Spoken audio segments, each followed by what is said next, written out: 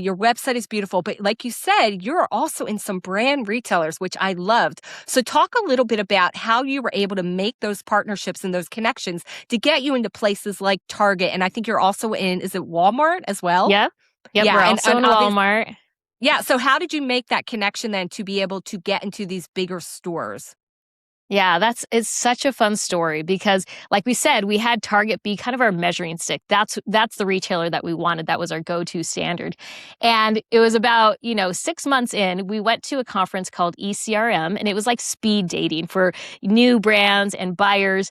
And you had 10-minute meetings and Target had put a 20-minute meeting on our calendar, which was a really good sign because we only paid for like the 10-minute version. And we're like, this is great news. And I'd never pitched a product before, as an entrepreneur. And so we were learning how to do it. And I'm so glad that we had a couple pitches before the target buyer came in. And we were just pitching to kind of these, tired male grocery store buyers who had never heard of a period cup. And it was great because we got to like break all the taboos from the get-go. They were wonderful conversations. And we made so many conversions after that, which was awesome. And it was good to, pump up my confidence for the target buyer. So then in walks the target buyer. And she is this beautiful, very progressive woman, originally from Nigeria, very intimidating. She knew her stuff.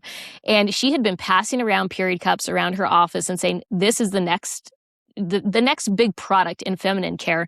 We need to have this on our shelf. So she was determined to partner with a cup brand at that time. And she was really looking for the right one. And so she asked us all sorts of questions. She picks up our packaging, she's thumbing through it, and she's immediately given us feedback. Hey, the sizing needs to be a little bit clearer. We need a picture, a thumbnail of what the cup is right there. You're missing that. And so she gave us all this feedback on our packaging. And then she pauses for a moment and she looks at it just really kind of critically. And we're like, I don't know what she's going to say.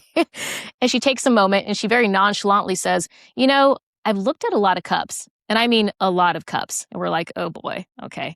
And she says, I think yours is best positioned to take this mainstream.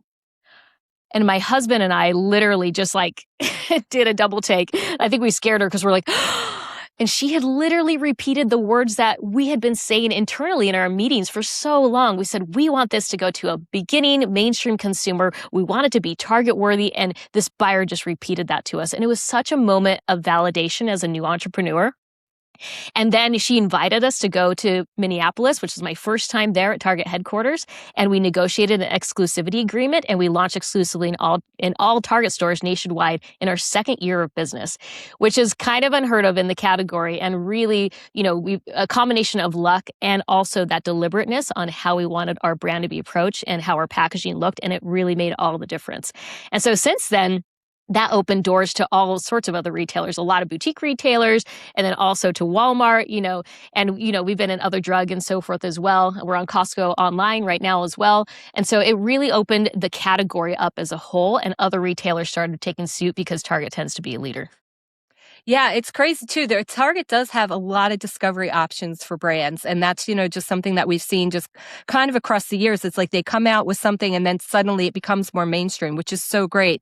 I also love that you were getting that live feedback from somebody in her position that she could say, look, I know categorization. I know what sells, what works. And you guys are really going to nail it. I mean, you both must have sat there and just be like, are we really hearing are we listening correctly? Because this pinching sounds ourselves. big. Yeah. You're just like, are you just saying this to everyone? Or, that's pretty cool. That, like you said, that really validates the whole concept. So, with that said, so again, we've mentioned several times, it is something still that people are not always familiar with. There is a bit of education. What are you finding, like some of the feedback that you're getting from your consumers or new audience? Like, what do they first ask you? And then how are you overcoming those hurdles for them so they're more willing to try the product?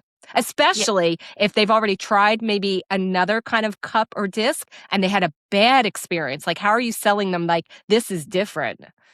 Yeah, that's such a great question.